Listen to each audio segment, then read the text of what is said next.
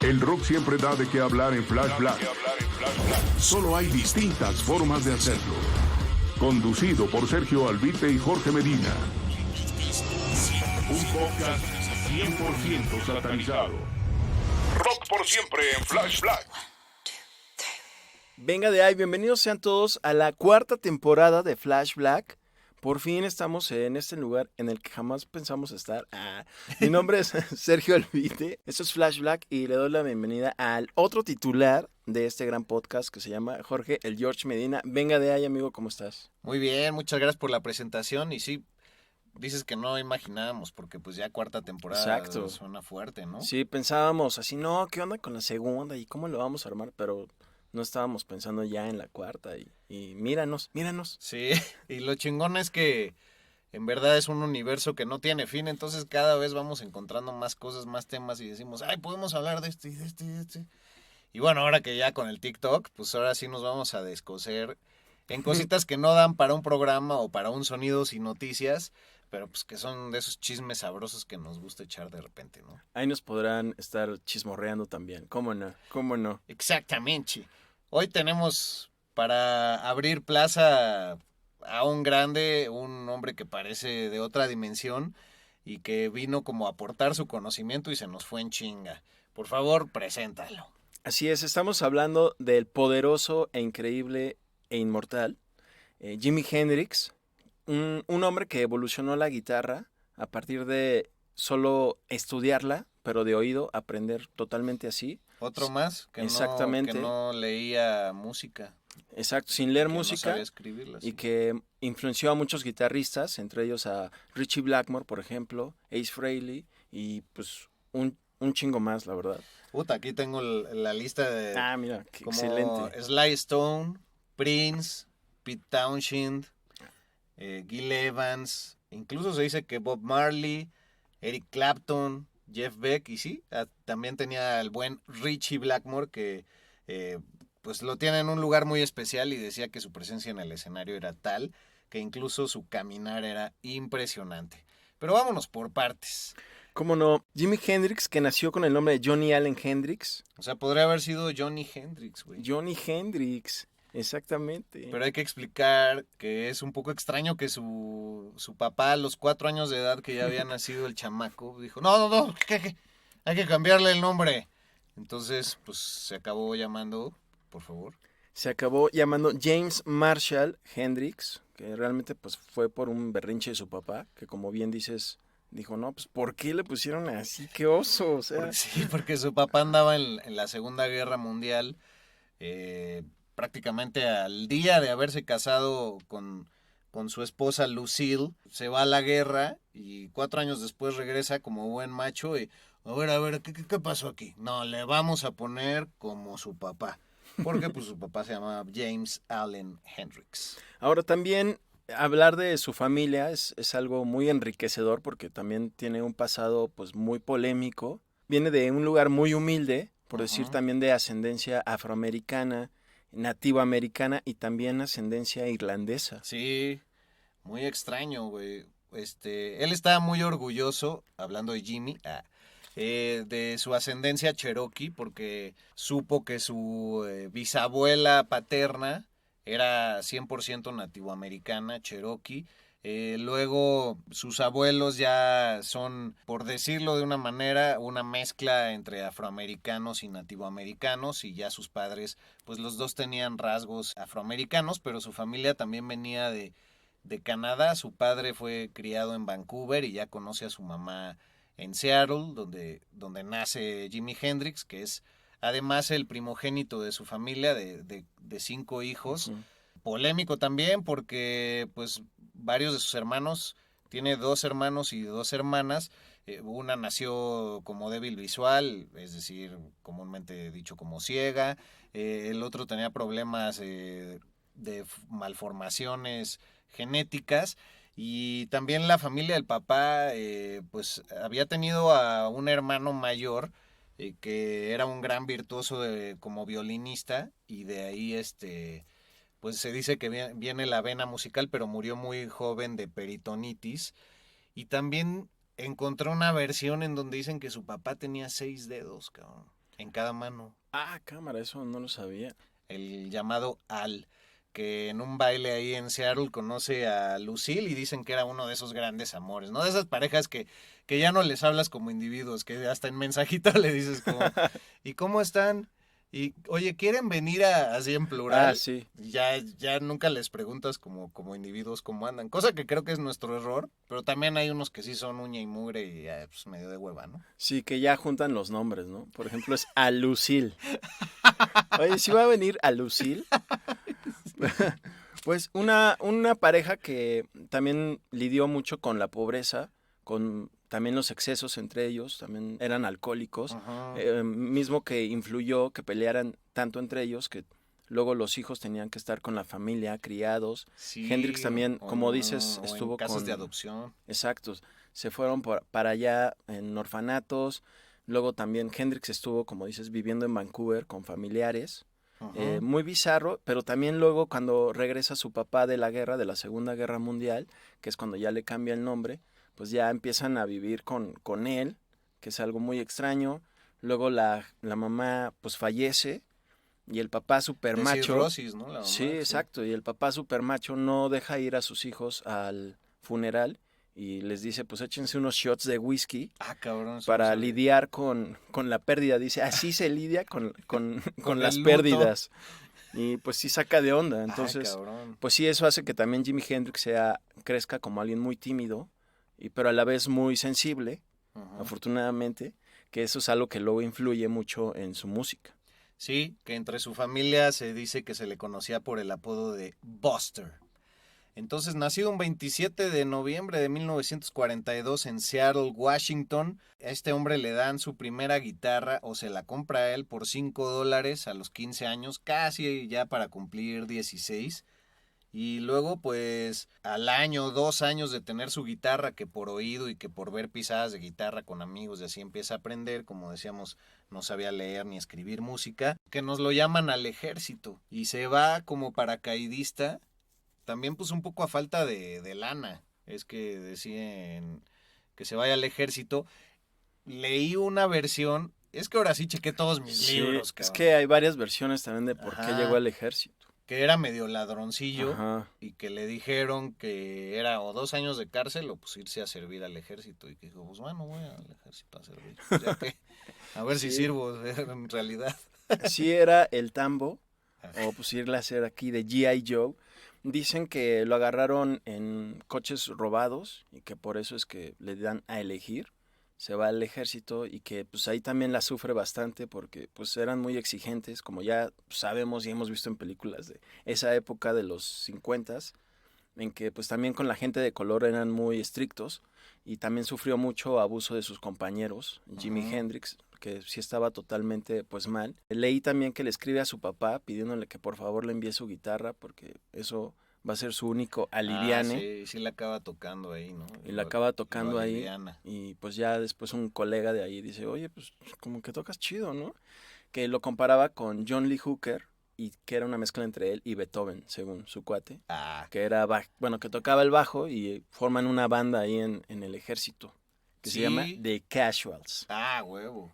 Y después, el llamado Billy Cox, que era su amigo, también su última banda antes de morir, ya está Billy Cox tocando con él también. Ah, venga, nuevamente. ¿estás ahí? ¿El del ejército? Sí. ¿El del bajo? Sí, Ah, sí. rifadísimo. En su última banda llamada Gypsy Sun and the Rainbows. Y con la que toca justamente en Woodstock, que Woodstock pues ya es de sus últimos toquines previos a morir, digo, unos meses antes. Pero también dicen que del ejército lo corrieron o lo dieron de baja porque se quedaba dormido en sus guardias, pues era medio huevonzón, tenían que mandar a otro cabo a echarle el ojo y así. Y entonces hay dos versiones. Alguna vez le preguntaron a Jimi Hendrix que por qué lo dieron de baja en el ejército, que en realidad duró poco, ni los 2 años creo. Y él dijo que como paracaidista se había roto el tobillo y que pues ya, por incapacidad. Y que en el ejército inventaron el rumor de que era homosexual y de que lo habían visto teniendo un amorío con una persona del mismo sexo. Ninguna de las dos, nada más fue como quitarse de la espalda pues ese supuesto estorbo, ¿no? Ya ves que a los que no nos alineamos tan fácil, es como, no, ese güey tiene pedos. Sí. No hace todo lo que le digo. Sí. Sí, leí también que en el ejército los generales o sargentos, lo que sea, decían que de plano pues este brother no iba a armarla chido en el ejército, que realmente les iba a hacer un favor yéndose de la Armada norteamericana y pues ya es cuando se va. Y también creo que esto coincide con muchos personajes que hemos visto también como Bon Scott o Ujú. Maynard James Keenan que pues se van al ejército Muy cierto, güey. y saliendo pues le dan ya, o sea, como que ya despega su carrera musical, ¿no? Sí, como que se reencuentran con sus verdaderas pasiones o dicen, no, ya vi cómo está el mundo funcionando, pues mejor le apuesto a la música. Ajá. Y creo que pues eso ha cambiado el rumbo de la historia, como de que no. Flash Black.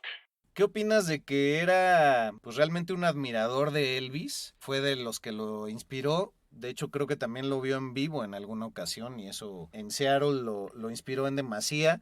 Y también hay versiones de que era muy fan de B.B. King, pero que sobre todo la manera de interpretar la guitarra de Muddy Waters le voló la cabeza y dijo, güey, yo quiero hacer algo como él, como Howlin' Wolf o incluso hasta el propio Buddy Holly. Sí, y también creo que no es coincidencia que todos estos guitarristas también eran de color. Muddy Waters, que lo asustaba con sus sonidos Ajá. a Jimi Hendrix y que dijo, chale, o sea, que primero, bueno, no sé si dijo chale, pero dijo, oh my. Se sacó de onda, pero pues es algo que le atrajo tanto que se le asustó, pero se clavó, le dio miedo, pero pues ahí estuvo. Y ya fue como empezó a darle watts con su guitarra, que como dices, la primera que tuvo fue una acústica, tenía una banda con la que tocaba, pero pues obviamente pues, los demás instrumentos opacaban a su guitarra acústica, que fue cuando ya se dio cuenta que necesitaba una eléctrica, le dijo a su papá, y después de mucho tiempo como que ya accedió, dijo, bueno, pues cámara, ya te voy a comprar una. Anda, el famoso, ándale, órale, ya para que no Ajá. deslata. Sí, exacto. Y le compró pues una guitarra pues... Pues él siempre se distinguió por tocar la famosísima Fender Stratocaster, pero no sé cuál fue la primera que le compró. Ah, sí, la primera que le compró su papá fue una Supro Ozark blanca, que hoy en día pues ya obviamente es vintage. Y es famosa porque fue la primera guitarra eléctrica de Jimi Hendrix, que después le roban, como a muchos otros músicos que siempre les pasa eso. Se la quitan y su papá dice, ¡ay! Tama, así se agarra la frente, ya sabes, puta. Y pues le compra otra, bien buena onda, a pesar de que pues eran, pues tenían orígenes humildes y no ganaba mucha lana el papá, pero le compra una Silvertone Dan Electro, que también era de buena calidad, de precios bajos, pero que se conseguía fácilmente en Sears. Ah, no mames. Oye, en Sears. En Ah. Sears, yes. Saludos a todo nuestro público estadounidense, pero no hemos subrayado algo muy importante, que era un hombre zurdo por naturaleza. Ah, claro. Guitarrista zurdo, pero que interpretaba una guitarra para diestros. Y bueno, pues ya adelantándonos un poco, era tan diestro, valga la redundancia y la ironía en esto, con la guitarra, que la podía tocar de espaldas, la llegó a tocar con los dientes, se la colocaba también en las piernas, incluso con la misma mano derecha, solo en el brazo de la guitarra, pues hemos visto que tocaba muchos tonos. Ahorita antes de entrar al aire, vimos su presentación en el Festival de Pop de Monterrey, en California. Y bueno, pues ya otras cosas que hizo, como prenderle fuego y interpretar el famoso himno norteamericano conocido como The Star Spangled Banner en Woodstock, ¿no? Pero bueno, había que decir que era zurdo, cabrón. Sí, que ergonómica, bueno, la volteaba más bien la guitarra para tocarla como zurdo, invertía también las cuerdas, ergonómicamente hablando, pues tocarla así para llegar a las últimas notas del mástil es muy difícil, no imposible porque él lo hacía posible, pero también Ron Wood de los Rolling Stones dice que pues también lo vio tocar como diestro, o sea, que sí como zurdo, pero también como dices, así tocaba pues Exacto, como diestro, güey. como si fuera también su mano natural, la derecha, ¿no? Imagínate esas conexiones neuronales de ese cabrón, o sea, está cabrón porque por ahí dicen que era pues un maestro en llevar todo lo terrenal del blues y todo lo etéreo del jazz fusionado con el funk y la música psicodélica al final. Y bueno, ya decías tú, su primera banda en el ejército, pero luego tuvo una que se llamaba The Velvet Tones, otra que eran los Rocking Kings, y después pues hay discografía con otras bandas que se puede escuchar y que por supuesto va a estar en nuestro playlist. No olviden checar nuestro playlist. ¿Qué querías agregar, compañero? Ah, claro que esa banda de Velvet Tones es donde tocaba con la guitarra acústica, Ah, huevo. que es donde ya realmente ve que pues, necesita la eléctrica. Oye, y aparte pues cuando, o sea, que tocaba con los Isley Brothers, tenían éxitos como Shout y demás, pero, puta, tiene una canción con ellos en donde ya se nota el shredding que hace con la guitarra. Ay, que olvidé el nombre de la canción. Ah, Testify, se La llama Testify, güey, puta. Sí, que era un grupo de funk y sobre todo rhythm and blues, Ujú. que cuando ya reclutan a Jimi Hendrix para hacer las guitarras líderes, es cuando digamos que ya pasaron como su gran momento, pero llega Jimi Hendrix y como que todavía le añade onda y por eso que Testify todavía es uno de los éxitos de este grupo. Uf, búsquenlo, va a estar en nuestro playlist, pero qué rolota. Aparte de estar con los Isley Brothers, también tocó con Sam Cooke y con Little Richard, cabrón. Con Pequeño Ricardo, como le dicen en Universal Stereo, el Pequeño Ricardo. Por eso no puedo evitar decirle a la canción de Jimi Hendrix, Hey Joe, oye José, por esa estación así. Cada vez que pienso en el Pequeño Ricardo. Oye, José. Pero dicen que también estaba en la banda con Little Richard. Y bueno, sabemos que Little Richard siempre manejaba estos atuendos estrafalarios muy coloridos. Pero también Jimi Hendrix, a Little Richard pues, le enojaba que Jimi Hendrix hiciera eso. Tuviera ese Y como que estilo. tuvo pleitos por eso. Así, no me puedes opacar en escena. Y es por eso que Jimi Hendrix le da las gracias y se va. Ah, Y pues también por ahí llega a tocar con Ike y Tina Turner. sí es cierto. Sí, tocó con varias personalidades de la época de los 60. Sí, como que fue dejando por ahí sus polvos mágicos y agarrando uno que otro también conjuro, ¿no? Sí. Pero era todo un dandy, güey. De hecho, sí, su vestimenta, pues hasta la fecha sigue siendo referencia aquí como para, no sé si zona Roma Condesa, pero Sí. el público asistente en sus toquines luego sí se ve muy como hipsterona, ¿no? Sí, incluso ya la banda que forma en Inglaterra de Jimi Hendrix Experience, pues también se visten como él, ¿no? Sí, Sí. sí, es muy cagado porque, güey, como que era un guitarrista para un público blanco, ¿no? Ujú. El público blanco que gustaba del rock and roll y bueno, ya que mencionas esto, pues hay que decir que su principal éxito lo alcanza en Inglaterra. Lo recluta un hombre que era el bajista de los Animals, de estos Eric Burdon and the Animals, Chas Chandler, después de verlo tocar en julio del 66 en el New York's Café Wha, que ¿sabes cuál es un dato muy curioso ahí? No.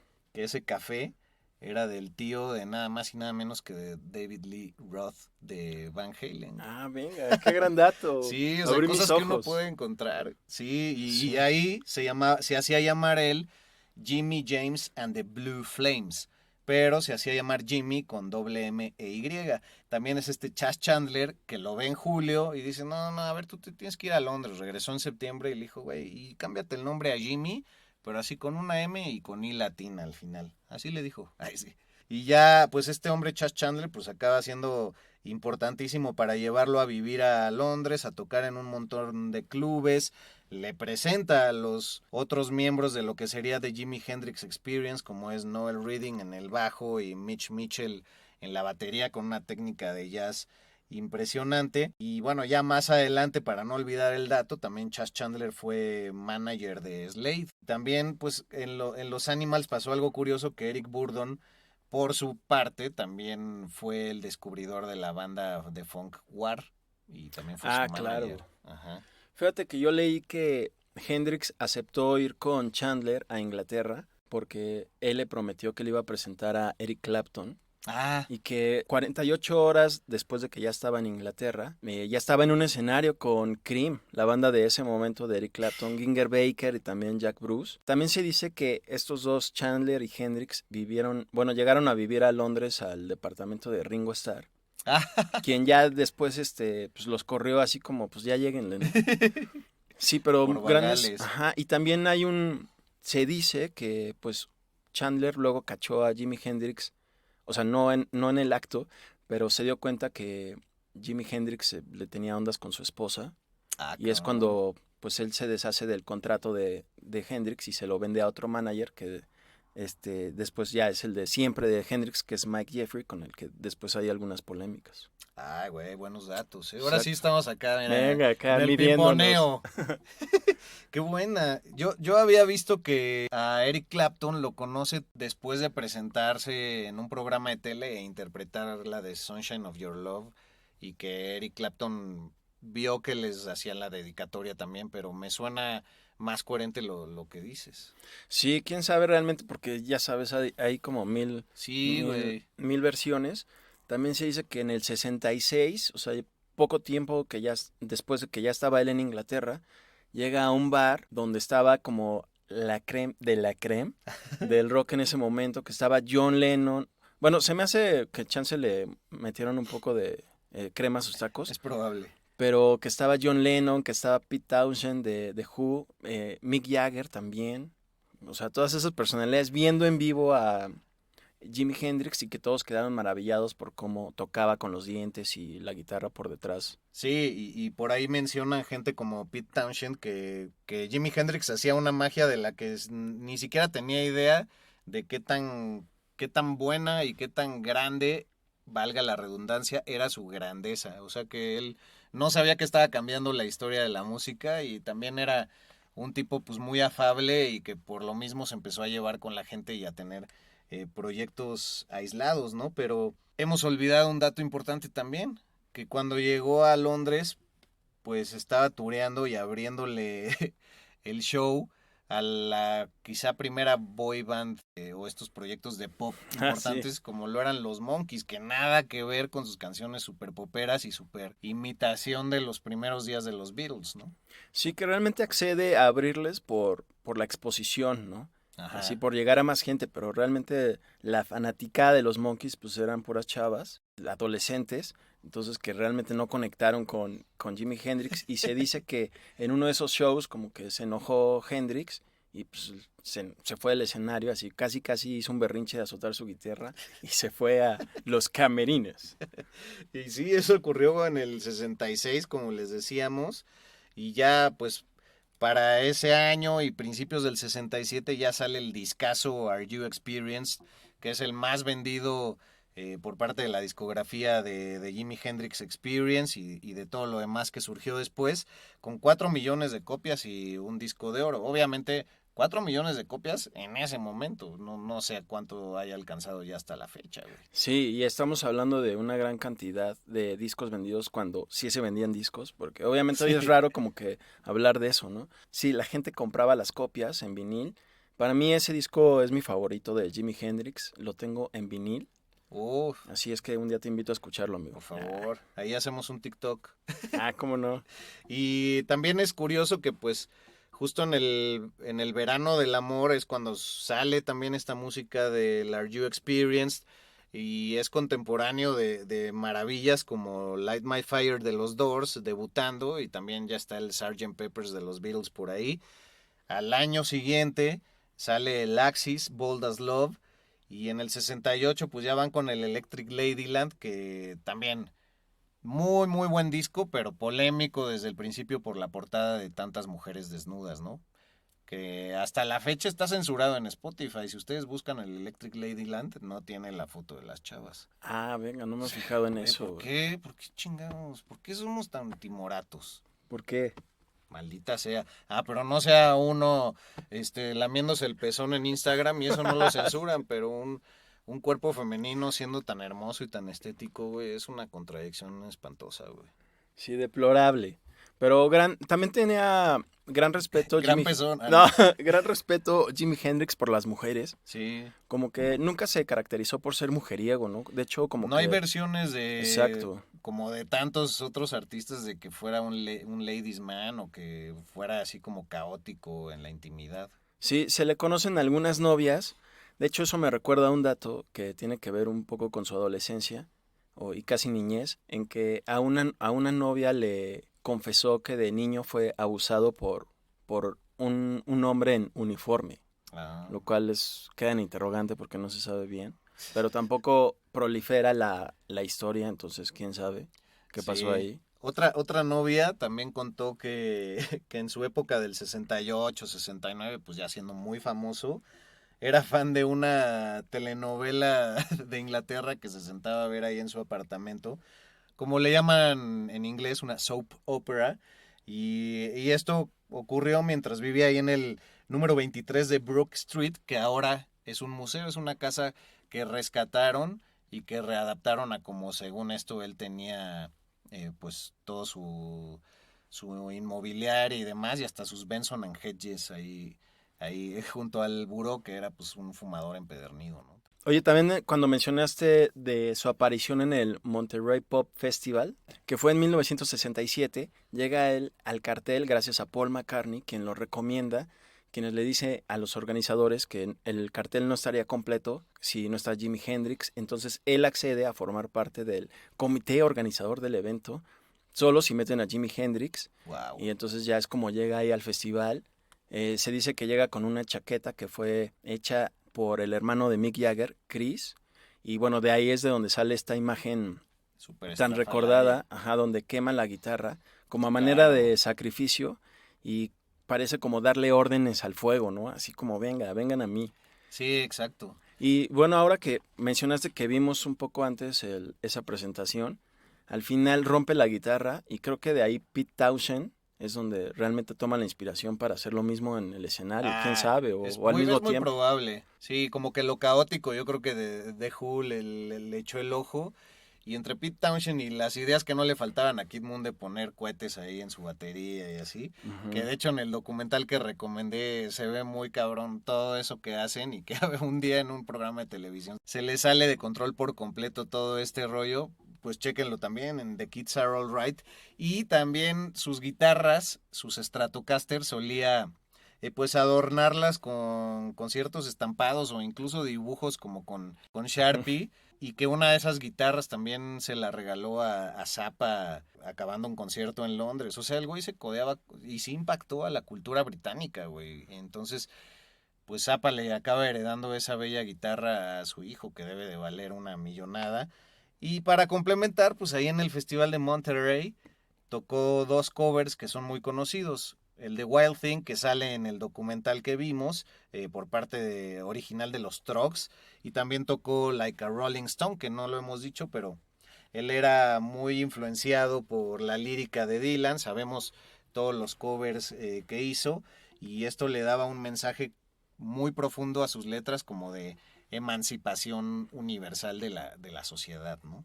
Oye, por cierto, esto que hablas de Bob Dylan y que mencionaste en una de tus entregas de Flash Black. Exacto, por el güey de Traffic. Exacto, sí, es que Jimi Hendrix hace el cover de All Along the Watchtower, ¿no? Exacto, güey. Que él le da la idea según esto. Ajá, porque yo conocí esa canción por Jimi Hendrix y pues ya después me enteré que era de Bob Dylan, Sí. pero sí está increíble esa versión. Sí, güey. De hecho, a mí me gusta muchísimo más la versión de Hendrix, pero bueno, pues es que el maestro Dylan, como dicen, Hendrix era un maestro de la interpretación y un innovador y un traído de otro planeta, al mismo grado que Bob Dylan, pues es un gran compositor, escritor e intérprete, ¿no? Pero podrían venir de esa misma, pues, no sé, dimensión del multiverso. De los multiversos rockers que están tan de moda, güey. Sí. ¿Y qué opinas que también en el 67, ya unos meses después del Monterrey, él está en su gira y ahí tiene como actos de soporte, o bueno, pues como bandas abridoras, a Pink Floyd, que en algún momento lo habíamos mencionado, a una banda llamada The Move y a The Nice, y ahí es cuando Lemmy Kilmister era el roadie de su gira, que mencionamos también en el especial de Lemmy, ¿te acuerdas? Antes Claro, de sí. entrar a Hawkwind. Sí, que ya después, en sus años ya de Motorhead, que ya está consolidado Lemmy con su banda, habla mucho de que fue roadie de Jimi Hendrix, pero lo hace de una forma pues bastante sencilla, ¿no? Así lo conocí, fue increíble. Y eso también me recuerda que pues Jimi Hendrix estuvo ahí codeándose con Jim Morrison. Ah, sí, güey. En marzo del 68, el 7 de marzo para ser específicos, pues estaban en un bar en Nueva York que se llama, curiosamente, The Scene o La Escena, y dijeron, no, pues qué onda, sí, güey, me gusta lo que haces, güey. Pues, a ver, vamos a llamear, a ver qué pedo. Curiosamente también estaban por ahí Johnny Winter y Buddy Miles, que Buddy Miles acaba siendo posteriormente parte de su banda la última en la que estuvo de los Gypsies, pero ahí se echan un palomazo. De hecho, hay grabaciones que ya es difícil de encontrar, no las puedo encontrar. Deben de estar en YouTube, pero en Spotify no está. Y me acuerdo que cuando tenía Napster y el LimeWire ahí las bajé, güey. Pero interpretaron, entre otras cosas, Sunshine of Your Love de Cream, que le gustaba mucho, en particular a Hendrix interpretarla, como ya lo había dicho en el programa de tele. Y también la de Tomorrow Never Knows de los Beatles, que esa de haber estado poca madre. Y el Morrison's Lament, que en ese momento pues era parte del primer disco de los Doors, güey. No, Imagínate, qué pinche maravilla, cabrón. Oye, además también leí que Jimi Hendrix y Miles Davis tenían una amistad por ahí, ¿no? Y que luego se separan o vaya, dejan de ser amigos por cuestiones personales, pero parece que tenían pensado hacer algo juntos, grabar algo juntos.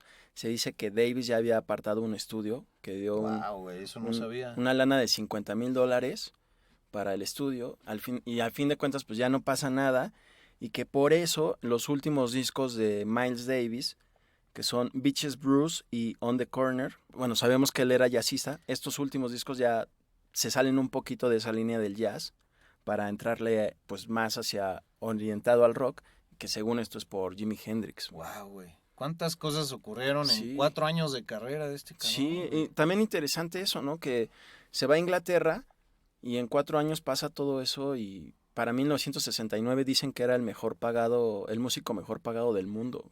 Uf. Y sí, un guitarrista de rock quintesencial, como sería el término, como Charlie Parker lo era para el sax, o Miles Davis, que bien mencionas y qué bonita anécdota, pues para la trompeta, cabrón. Sí, increíble. El ADN del rock está en Flash Black. Pues ya casi tenemos que cerrar el programa, pues hablemos de uno que otro dato curioso, ¿no? ¿Qué te parece el típico de las subastas? Ah, sí, a ver. ¿No? En el 2015 se supone que Jimi Hendrix siempre traía en el bolsillo una moneda de $1 de plata que era del año 1899 y pues se subastó en poco, me parece poco. Yo sí pagaría más por la moneda de la suerte de Hendrix, güey. Se pagaron $2,641. Ah, vaya, sí ¿No? se oye un poco más tranquilo, ¿no? O sea, yo sí la llevaría en mi cartera, sí, se la heredaría a mis hijos que no existen. Ajá. Pero, güey, o sea, es la moneda de la suerte. Vaya suerte que le trajo esa moneda de plata, güey. Sí, bastante interesante todo lo que tenía Jimi Hendrix, no solo por las guitarras, sino también por la ropa. También en un dato curioso, hablando de una de sus canciones, Purple Haze, Ah, claro. se dice que una de las líneas de la canción dice "Excuse me while I kiss the sky", y muchos fans la confundían con "Excuse me while I kiss this guy". Ajá, y que él jugaba con eso. Ajá, ¿no? en vivo, ¿no? Que como que bromeaba y para que todos se creyeran que así era, pero realmente no era. Dicen también que esta canción la compuso, que se inspiró en un sueño donde él caminaba bajo el mar. Ah, cierto. Aunque en otra entrevista dice que tomó la idea para la canción de leer una novela de ciencia ficción, Night of Light, de Philip Farmer. Entonces hay como distintas versiones sobre este tema. Pero sí se basaba mucho en el mundo onírico, es muy cierto. Ajá, sus y composiciones. también creo que da mucho de este tipo de personalidades que tienen tanta creatividad en su cabeza que también se aparece en los sueños, y es cuando no pueden dormir luego. Por Ajá. eso también creo que esto se relaciona un poquito con su muerte, que ya hablaremos. Sí, y con los estados alterados. también. Exactamente. Y bueno, y también aunado a esto, sabemos que no leía música, pero él trataba de vincular mucho la música con los colores para componer, expresárselo a sus músicos. Ah, claro, como este rollo sinestésico, ¿no? Al Exactamente. no saber notas les decía como, pues hazlo más púrpura esto, Ajá. quiero que suene más rosa. Exacto, y entonces que para él el color morado era de celos y la envidia era el color verde.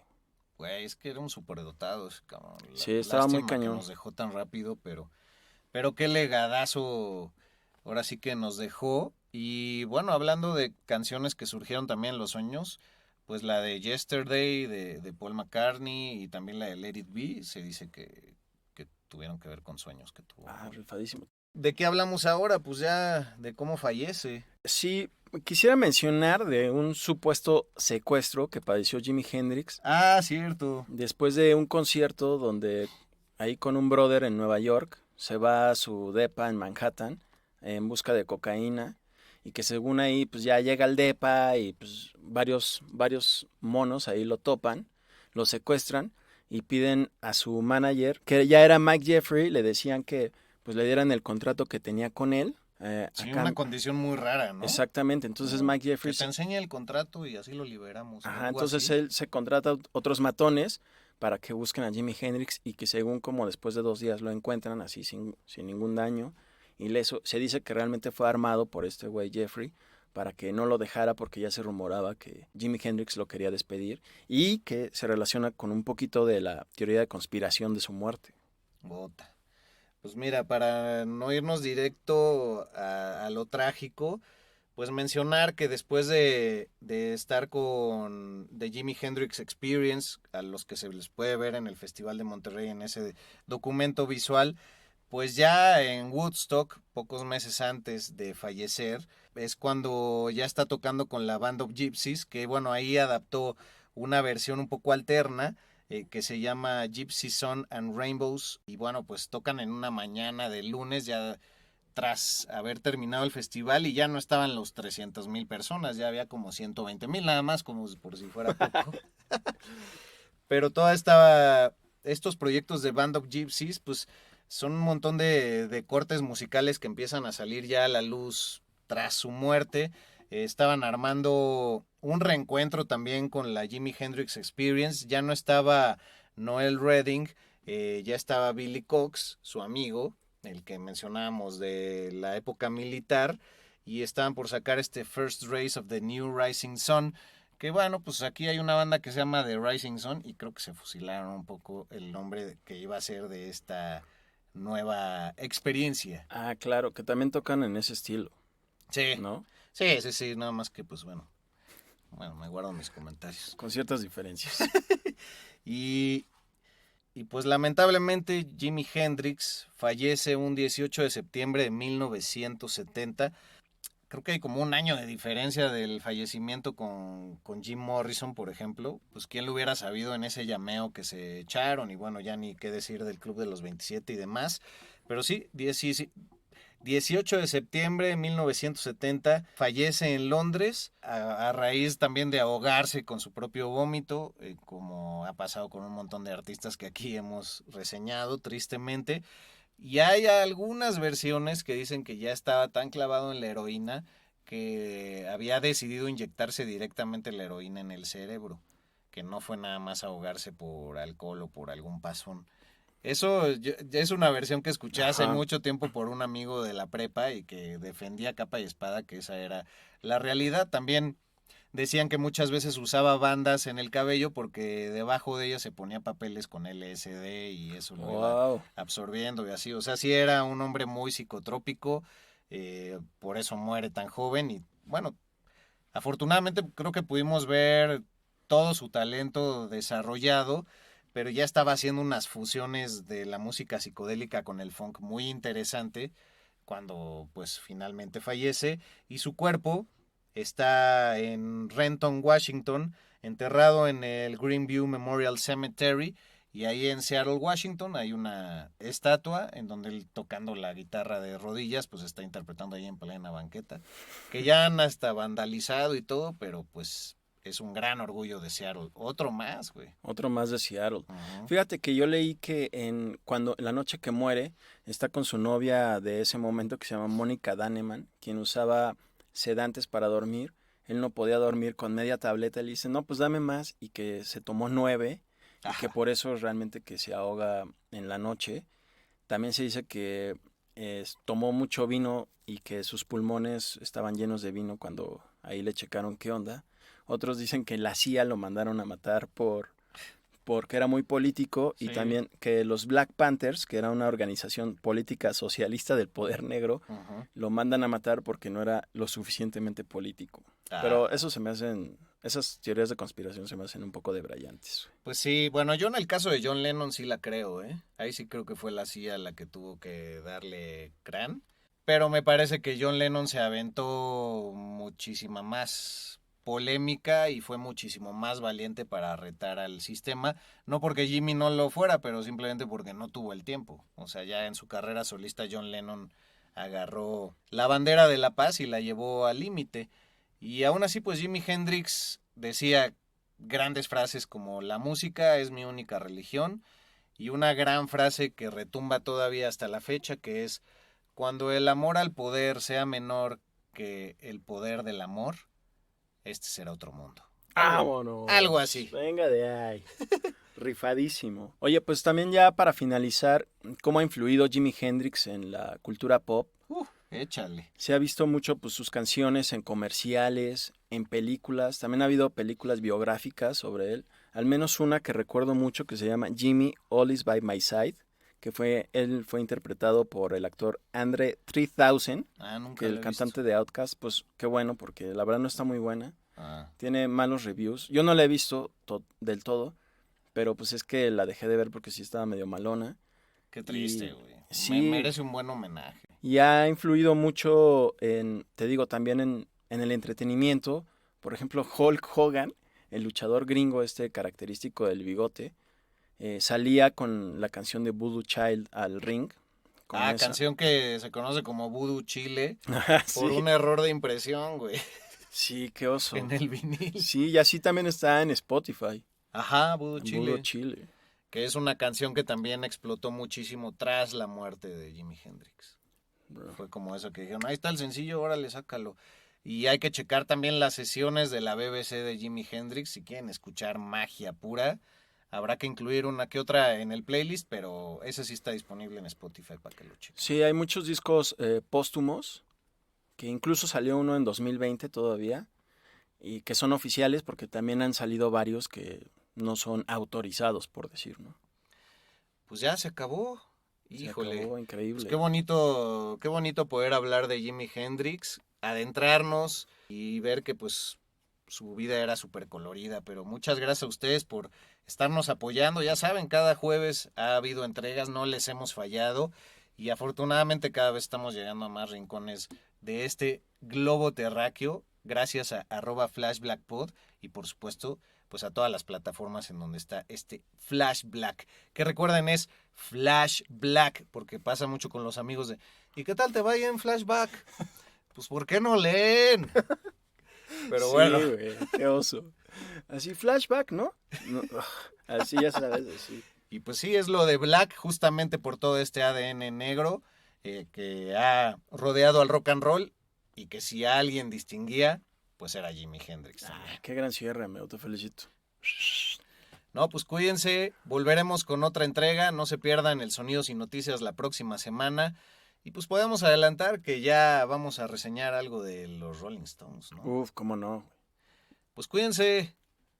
Hasta pronto. Bye. Muchas gracias. Yeah. Efectivamente. Rock por siempre en Flash Black. Conducido por Sergio Albite y Jorge Medina. Flash Black. El ADN del rock está en Flash Black.